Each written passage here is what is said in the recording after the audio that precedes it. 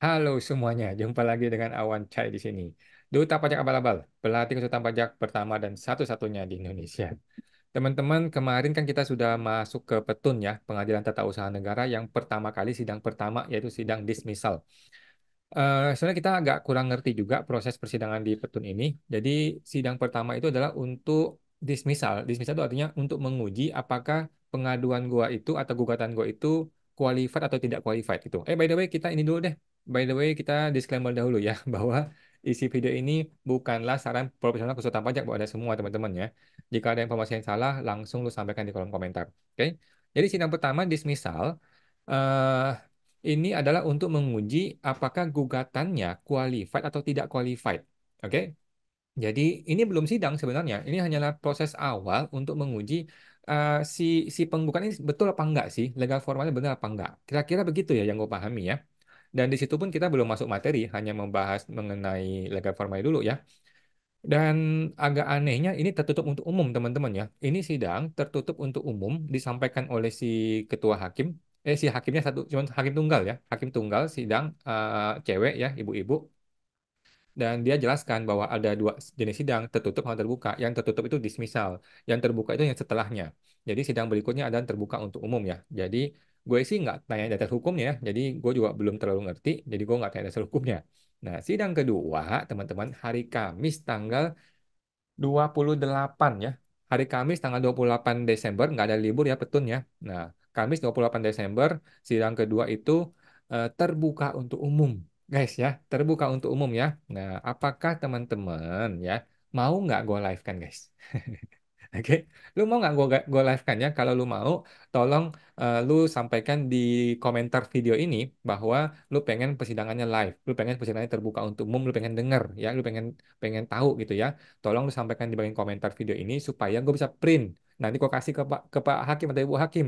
Ibu Hakim, ini teman-teman masyarakat luas pengen tahu loh persidangan ini, pengen dapat edukasi loh daripada persidangan ini. Nah ya. Kalau lu nggak komentar nanti nggak bisa live gua. Hakim bilang siapa yang mau nonton video lu kan gitu. Oke? Komentar teman-teman ya kalau Anda mau live kan ya, di live kan ya. Kamis depan tanggal 28 Desember. Ada banyak banget yang perlu gua sampaikan sehubungan dengan pertemuan-pertemuan yang pertama kemarin ya. Sidang pertamaannya udah banyak banget yang pengen gue bahas, tetapi pelan-pelan, satu persatu akan gue bahas. Diawali dari terduga atau tergugat tidak hadir, teman-teman ya. Terduga oknum atau diduga oknum yang sudah gue laporkan kemana-mana, yang ketika gue datang dia hanya kirim satpam, ternyata ketika masuk pengadilan pun dia hanya kirim kuasa hukum. Tidak hadir, teman-teman tidak hadir. Sorry bos ya, sorry bos, sibuk mereka ya, sorry ye, nggak bisa hadir ye. Oke, gue menggugat 4 orang teman-teman ya, gue menggugat 4 orang kepala kantor dan 3 orang tim pemeriksa, semuanya tidak hadir, tidak ada yang hadir, tetapi diwakilkan oleh kuasa hukum. Oke, oleh kuasa hukum 14 orang bos. Satu orang yang menggugat. Yang dikuasakan 14 orang kuasa hukum, Bos. 14 orang kuasa hukum. Oke? 14 orang kuasa hukum. Apa perlu gue perjelas lagi teman-teman ya? 14 orang kuasa hukum dikuasakan untuk melawan gua. Satu orang warga negara biasa yang menggugat pejabat negara. Oke? Yang hadir 3 orang. Ya, hadir 3 orang. Dan ada keanehan-keanehan yang sudah muncul sejak awal teman-teman ya. Keanehan pertama ya. Keanehan pertama, ini keanehan teman-teman yang gue bukan nuduh mereka jahat atau apa enggak. Keanehan pertama adalah orang-orang ini badannya besar-besar, tetapi tidak kelihatan di ruang tunggu. Kan kita ada ruang tunggu ya. Ada ruang tunggu tuh besar sekali ruang tunggunya. Ada berapa puluh orang, mungkin ada kali 100 orang di situ ya.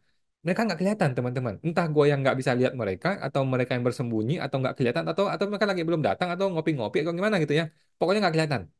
Tapi tiba-tiba ketika ketika dipanggil persidangan, datang dia di dalam ruang persidangan. Tiba-tiba masuk ke ruang persidangan.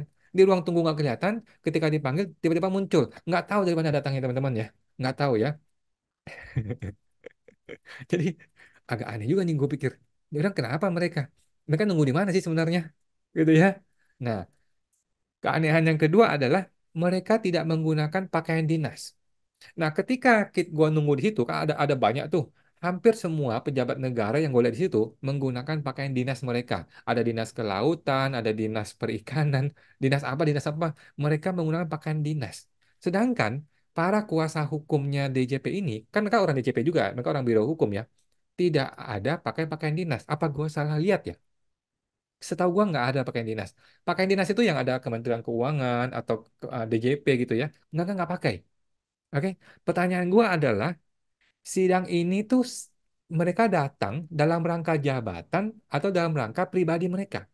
Kalau mereka datang dalam rangka pribadi, ya wajar loh tidak pakai pakaian dinas. Tetapi kalau dia datang dalam rangka jabatan, berarti ada pakaian dinas. Kenapa nggak dipakai? Sedangkan kita wajib pajak, orang biasa yang datang tuh harus pakaian sopan, rapi dan sebagainya. Lah mereka kan bukannya punya kewajiban pakai pakaian dinas dalam rangka tugas dinas. Nanti kita bahas di sidang berikutnya teman-teman ya. Oke, jadi gua akan bikin surat kepada Petun untuk meminta mereka menggunakan pakaian dinas.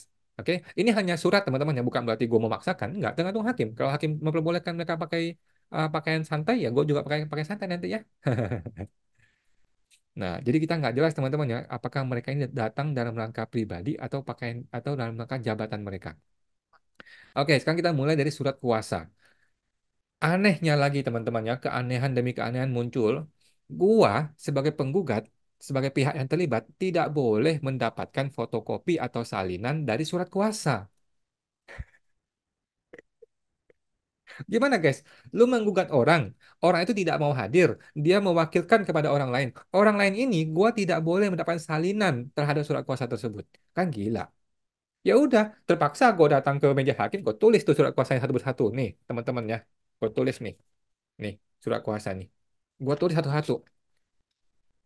Kan gue tanya, saudara, apakah saya boleh dapatkan salinannya? Dia bilang tidak. Ini surat kuasa bukan untuk saudara katanya. Ya gue bingung dong. Ya udah gue tulis. Terus ditongkrongin. Lah, saudara mau tulis semuanya? Ya, terus gue tanya lagi, apakah bapak mau kasih saya salinannya? Tidak katanya. Ya udah gue tulis. Gue tulis. Terus si hakim agak galak teman-teman ya. Si hakim agak galak terus dia, ya udah Anda duduk aja biar dia nulis di sini saya liatin katanya. Gua tulis satu persatu. Si hakim tanya, Bapak mau tulis semua? Iya, saudara, iya, Bu Hakim mau saya tulis semua. Gue tulis ada 3 halaman nggak salah. Begitu halaman kedua gue buka, Bapak mau tulis semua ini. Hakimnya mau ngamuk. Bercanda ya Pak, Ibu Hakim ya, mohon maaf ya Ibu Hakim bercanda ya. Cuman gua sebagai penggugat tidak kenal mereka. Oke, gue tidak pernah ketemu mereka. Dia hadir di sini 14 orang, yang hadir 3 orang. Gue tidak kenal mereka. Tentu saja gue perlu untuk menguji atau perlu untuk memverifikasi betul nggak ini orang kuasa. Jangan-jangan ini preman pasar dari Senin datangnya kita nggak kenal, kita nggak tahu teman-teman ya. Mereka ada kasih sih kartu pegawainya. Gue nggak boleh foto lagi. Gue mau baca, gue juga nggak ngerti. Nggak ada nomor NIP di situ kalau nggak salah ya. Gitu. Tetapi panitera boleh foto. Gue nggak boleh foto. Nah, teman-teman, menurut lu, ini wajar apa nggak sih?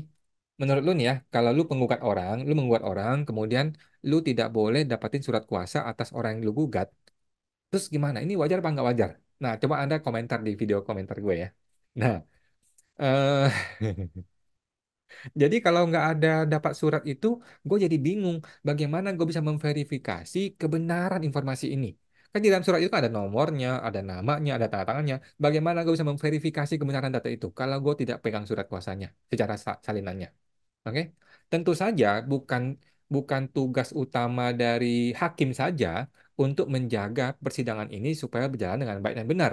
Ya toh, persidangan ini harus berjalan dengan baik dan benar. Adalah tugas kita semua dong. Ya kan, termasuk gua sebagai penggugat. Maka gua perlu dapatin surat itu untuk gua bisa menjaga perjalanan sidang ini. Kalau seandainya surat kuasa itu tidak valid atau tidak bisa diverifikasi, berarti kita boleh tolak dong. Ya kan? Oh iya, teman-teman coba diinformasikan ya, lu komentar deh, kalau 14 orang yang dikuasakan untuk melawan 1 orang, itu apakah wajar atau tidak wajar? Coba deh lu komentar. Terus, keanehan berikutnya, gua menggugat 4 orang teman-teman ya, tetapi di surat kuasa hanya 1 orang yang tanda tangan sebagai pemberi kuasa. Kan gue bingung, oke? Yang gue gugat 4 orang ya, satu kepala kantor, 3 orang pemeriksa pajak. Kenapa 1 orang saja yang memberikan surat kuasa? Yang 3 lain kemana? Apakah mereka menjadi pihak yang tidak tergugat? Bingung nih gue. Oke, coba lu komentar guys, apakah wajar atau tidak wajar? Lu komentar ya. Gue sudah tanya, mereka bilang alasannya adalah kami menganggap kepala kantor bertanggung jawab. Lah nggak bisa begitu, bos. Kalau gitu minta Jokowi aja tanda tangan, jangan lu. Kan Jokowi yang bertanggung jawab atas pemerintahan ini. Kan begitu? Nggak bisa begitu dong. Itu pendapat gua, oke? Nanti gua akan gua sampaikan di surat tertulis di sidang berikutnya. Oke? Kalau mereka cacat, maka surat kuasa yang batal demi hukum dibikin ulang. Nah, jadi gara-gara gue nggak dapat salinannya dan gue mesti tulis tangan gue kan agak kurang jelas ya, agak jelek tulisan tangan gue ya. Jadi gue terpaksa melakukan pengujian manual guys ya, manual untuk memverifikasi kuasa tergugat ini ya, nggak tahu benar apa enggak. Nah, ini adalah share screen-nya gue ya, gue akan share screen supaya teman-teman tahu. Ini adalah data-data yang gue dapatkan dari LHKPN guys ya. Jadi Eh, gue sudah mengecek nih ke website pajak ya, pajak.go.id, nggak ketemu nih orang-orang ini. Gue sudah email ke informasi@pajak.go.id, nggak ketemu juga orang-orang ini. Mereka bilang mereka nggak berwenang. Jadi kita nggak tahu orang ini benar apa nggak pejabat pajak. Gitu loh ya. Nah, jadi teman-teman tinggal masuk ke sini kalau lu mau masuk LHKPN orang ya, lhkpn.kpk.go.id garis miring portal bla bla bla ini ya. Lu tinggal copy taruh ke sana atau lu cek di Google aja boleh. Jadi ada 14 orang teman-teman ya. 1, 2, 3, 4, 5, 6, 7, 8, 9, 10, 11, 12, 13, 14 teman-teman ya. 14 orang dikuasakan oleh DJP, oleh KPP Taman Sari ya, bukan oleh DJP ya, oleh KPP Taman Sari, yang itu juga akan gue pertanyakan nanti ya. Harusnya bukan surat kuasa dari KPP, tetapi surat tugas dari kantor pusat. Oke? Yang pertama adalah Ibu Dewi Sulaksmini Jati. Kalau lu cek ke Google, ada orang ini. Oke, gue cek ke Google, ada dia. Dan dia memang, ya sering kali, kalau lu orang hukum, lu tahu dia. Dia sudah sering berperkara di perpajakan ya. Nah, dia adalah Kepala Subdirektorat Advokasi Direktorat Peraturan Perpajakan 2. Jadi, hampir semua di sini adalah Direktorat Peraturan Perpajakan 2 yang dikirim ke gue ini ya. Nah, dia ini kepala sub direktorat advokasi. Jadi, direktur peraturan perpajakan 2 ada beberapa sub. Nah, dia adalah sub advokasinya. Yang gue pahami begini, teman-teman ya. Mudah-mudahan nggak salah ya. Nah, LHKPN-nya sudah dilapor tahun 2022 ya. Sudah dilapor tanggal 31 Desember 2022. Jadi, bukan cuma wajib pajak yang suka telat-telat lapor SPT tahunan, teman-teman ya. Mereka juga lapor LHKPN tanggal terakhir di tahun tersebut. Oke, teman-teman ya. Bukan cuma wajib pajak yang suka lambat-lambat lapor SPT dan hari-hari terakhir baru lapor SPT ya. Para pejabat pajak lapor LHKPN tanggal 31 Desember, teman-teman ya. Paling ujung, hari terakhir dilapor, teman-teman ya. Oke. Jadi gue tidak mendiskreditkan Ibu Dewi ya, mohon maaf ya Bu Dewi, gue tidak mendiskreditkan itu, tetapi seringkali wajib pajak itu diomel-omelin gara-gara lapor-lapor tuh suka lama-lama, suka di penghujung-penghujung waktu ya. Padahal teman-teman pejabat pajak juga begitu ya, apalagi orang hukum nih ya. Yang kedua adalah Bapak Maradi Prabowo SHMH. Jadi yang hadir ini adalah yang warna merah, teman-teman ya. Yang gue kasih tulisan warna merah adalah yang hadir. Bapak Maradi nomor 2, nomor 8 Bapak Rahmat, nomor 12 Bapak Tony. Jadi ada 3 orang yang hadir yang gue kasih warna merah. Yang lain tidak hadir.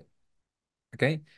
Bapak Maradi, Kepala Seksi Advokasi 4, Subdirektur Advokasi, Direktur Peraturan Perpajakan 2. Ini sama ya. Jadi dari Ibu Dewi kepalanya di bawahnya ada kepala seksi lagi nih, kepala seksi 4, kepala seksi 1, kepala seksi 2, kepala seksi 3 gitu ya. Nah, Bapak Maradi adalah kepala seksi advokasi 4. Mudah-mudahan gue nggak salah tulis teman-teman ya. Mudah-mudahan gue nggak salah ya. Kalau teman-teman kenal sama orang-orang ini tolong di komentar kalau gue salah ngomong ya. Mohon maaf ya.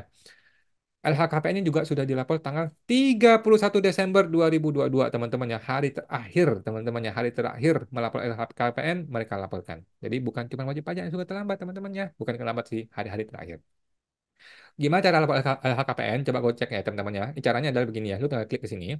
LHKPN ya. ILHKPN namanya ya. Ini dia. Ini dia. Nah, lu tinggal masukin nih nama atau nomor NIK nih ya, kemudian tahun. Kita contoh nih ya, Ibu Dewi ya. Oke, Ibu Dewi mohon maaf ya.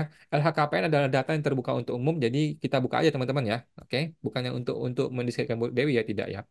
Cari namanya Ibu Dewi Sulaksmini Jati. Oke, tahunnya lu tinggal pilih mau 2022 tahun berapa ya. Kode keamanan klik ini ya. Kode keamanan klik motorcycle, motorcycle, motorcycle. Ini apa nih? Bukan lah ya. Oke, kita klik warna hijau teman-teman ya. Klik warna hijau, klik 1 kali. Oke, nanti dia akan muncul di bawah sini teman-teman ya. Dia akan muncul di bawah sini, LHKPN. Eh, nah ini dia ya. Jadi Ibu Dewi Sulaksmini Jati, Kepala Subdirektorat Advokasi. Jadi dari sini kita bisa lihat, oh betul, dia itu Kepala Subdirektorat Advokasi. Unit kerjanya adalah Direktorat Jenderal Pajak DJP. Tanggal lapor 31 Desember 2022. Oke, harta kekayaannya segini ya, 4,3 M. Oke, teman-teman. Nah, ini dia ya, LHKPN. Jadi teman-teman supaya tahu nih, dia ini siapa gitu ya. Ini masih ada lagi deh. Coba gue cek lagi. Oh, nggak ada ya. Oh, oke. Nah, jadi teman-teman, kita nggak bisa ngecek dia ya. Tadi ada kok menunya, nggak bisa ya. Oke, jadi Ibu Dewi adalah Kepala Subdirektorat Advokasi DJP, teman-teman ya. Nah, jadi itu adalah salah satu cara kita untuk mencari tahu orang ini siapa jabatannya. Jadi orang ini terkonfirmasi betul, teman-teman ya. Bu Dewi betul, oke? Yang kedua adalah Pak Maradi, LHKPN-nya sudah betul juga dilapor di 31 Desember 2022. Bapak Oktavian Baktiar Akbar, SHMM, Kepala Seksi Advokasi 1 nih. Nah ini mohon maaf nih, gue nggak ketemu nih di LHKPN-nya. Jadi entah tulisan gue yang salah, karena tulis tangan, atau dia memang tidak lapor LHKPN. Oke, kita coba copy ya. Gue copy, gue taruh di sini, gue ganti namanya di sini, paste, tahunnya 2022, I'm not a robot, pilih stairs, stairs, stairs. Ini. Oke. Oke. Cars, cars. Cars, mana cars lagi? Ini cars bukan? Oke, cars. Oke, kita klik warna hijau. Dapat. Oke. Dia muter, muter, muter, muter, muter, muter, muter. KPK, KPK. Tolong dong ganti server. Mohon maaf ya KPK ya. Oke. Nah, tidak ada teman-teman, tidak ada data. Jadi either namanya gua salah tulis atau surat kuasanya salah tulis nama atau memang dia belum lapor LHKPN. Nah, ini nggak jelas. Teman-temannya nggak jelas nih bagaimana yang betulnya. Nah, jadi Kepala Seksi Advokasi 1 ini tidak jelas, tidak ditemukan LHKPN-nya. Jadi kita tidak tahu apakah betul dia dapat surat kuasa, apakah betul dia orang di dalam surat kuasa itu. Jangan-jangan tidak, ya. Mungkin salah tulis nama. Nah, gua perlu minta SK jabatannya. Kan nggak apa-apa ya. Surat keputusan jabatannya boleh dong kita minta. Kalau nggak boleh ya mungkin mungkin kartu pegawainya atau apa gitu ya. Intinya ada namanya, ada NIP-nya dan ada jabatan dia. Kita perlu tahu orang ini betul apa enggak. Dan ada fotonya, jangan sampai nggak ada foto dong. Oke. Kemudian Muhammad Kial Abidin, sama nih ya. Ini sudah lapor ya. Bapak Muhammad sudah lapor, ada orangnya, Hilal Abidin. Kemudian nomor 5, Bapak Irfan Maksum, Kepala Seksi Advokasi 3. Ini sudah dilapor juga ya, aman. Bapak Oji Fadru Faji. Nah, ini gue nggak tahu salah tulis ketik atau apa ya, tetapi tidak ada. Kepala Seksi Advokasi Pelaporan dan Kepatuhan Internal Kanwil DJP Jakbar. Beliau ini ada di Kanwil Jakbar ya, saudara temannya saudara S. Oke. Atau satu kantor dengan saudara S ya, Bapak S, Kepala Kanwil yang mengadukan gua dalam rangka kode etik di IKPI yang sampai hari ini masih nggak jelas kasusnya ya, dan akan gua laporkan ke Petun juga ya, siap-siap Bapak S. Nah, tidak ditemukan LHKPN, mungkin salah tulis nama, minta SK jabatannya sama ya. Jadi gue minta juga Bapak Oji ini, mana sih SK-nya, gue mau dong ya. Bapak Tuju Ari Purwanti, Pelaksana Seksi Advokasi 4. Subdirektur Advokasi, ini sama ya, pelaksananya ya. Ya, ini nggak tahu ibu atau bapak ya. Mungkin ibu ya. LHKPN sudah dilapor, tetapi jabatannya di LHKPN itu adalah akun representatif ya, AR teman-teman ya. Nah, gue minta nih, kok bisa AR jadi kuasa lu? Enak bener. Oke, coba kita lihat ya. Gue tadi sudah tarik kok dia punya LHKPN ya. Ups, sorry, mohon maaf, bukan ini. Sorry, bukan ini. Mohon maaf ya teman-teman. Gue lihat dulu LHKPN. Mana dia?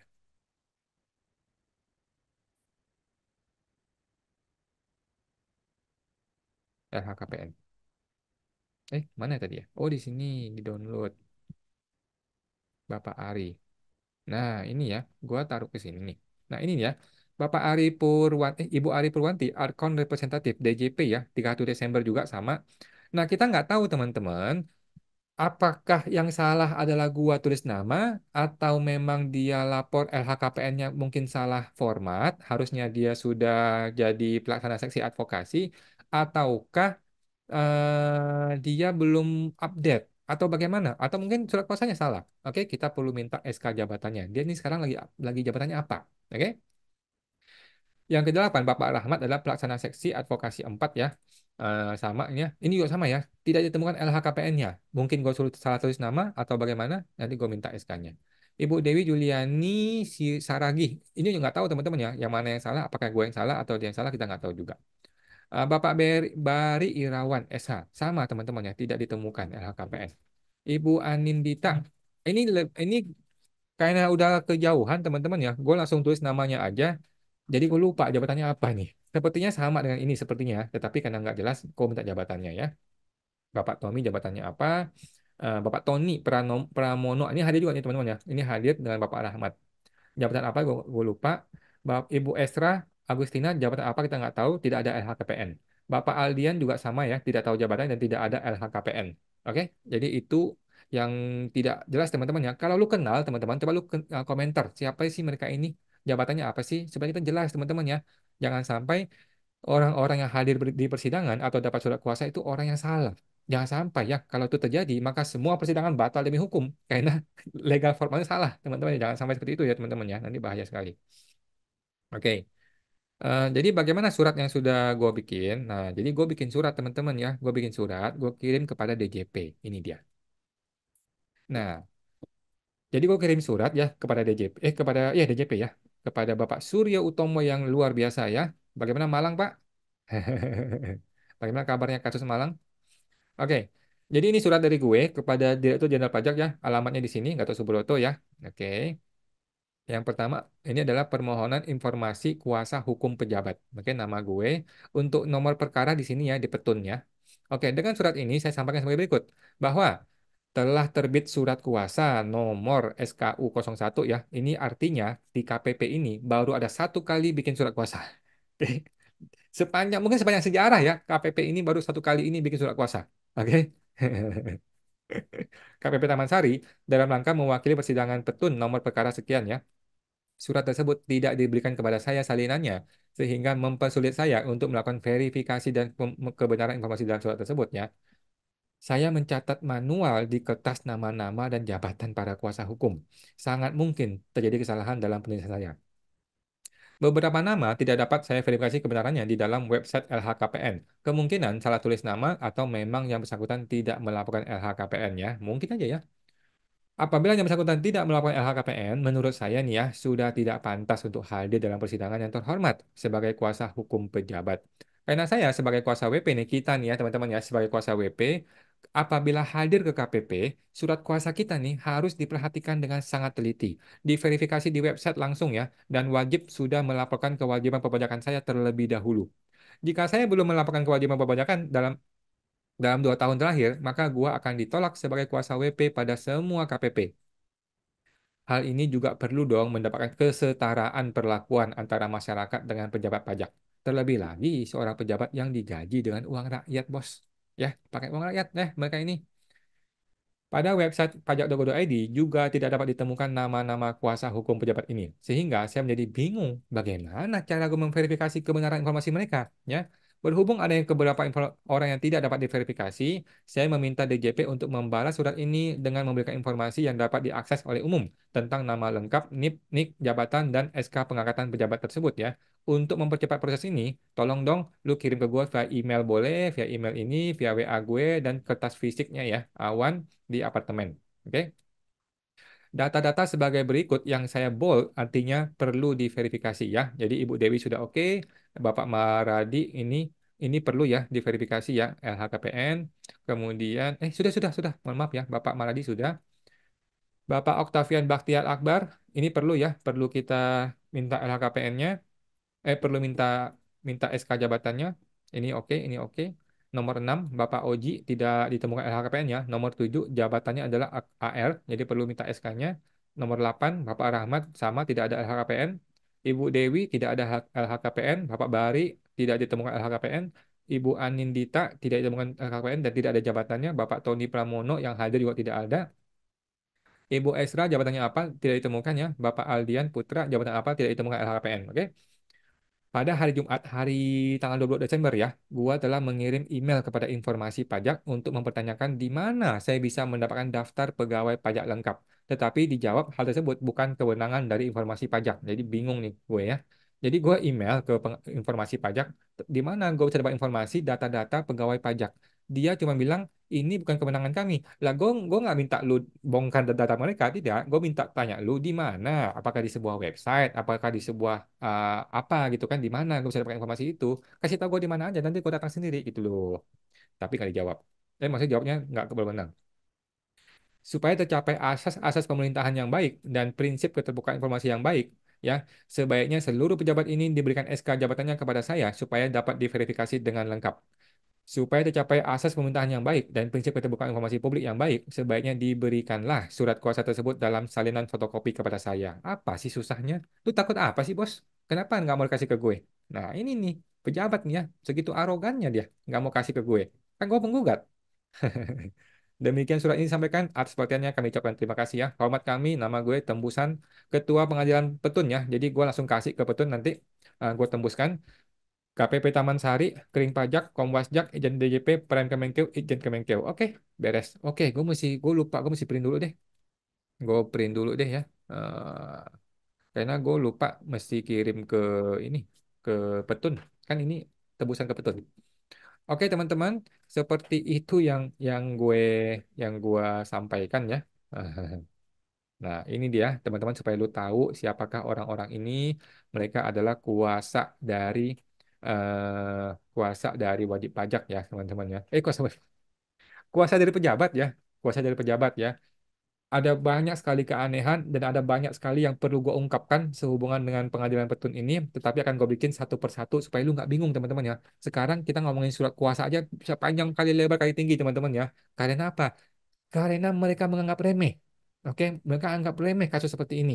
Oke, mereka nggak anggap remeh sih. Mereka kan bukti sudah kasih 14 orang, berarti kan serius ya. Tetapi eh, suratnya nggak dikasih, pakaian dinas yang nggak dipakai, kemudian apa namanya dengan arogannya nggak mau kasih ke gue, kemudian apalagi tadi masalahnya.